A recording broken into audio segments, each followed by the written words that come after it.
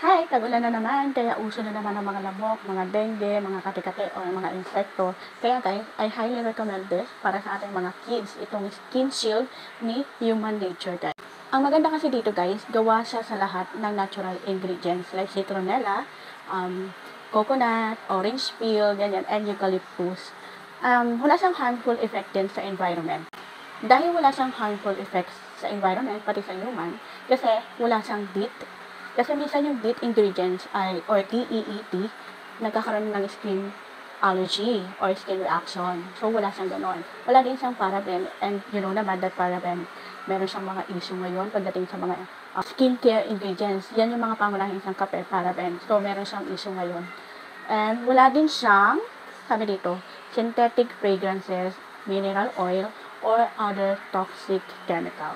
Kaya naman, hindi ka na mangangamba kung gagamitin mo to or i-apply mo to sa iyong balat, lalo na sa ating mga anak. So, if you want this, maprotektahan ang ating mga anak sa mga kagat ng mosquito or any insect, go get this.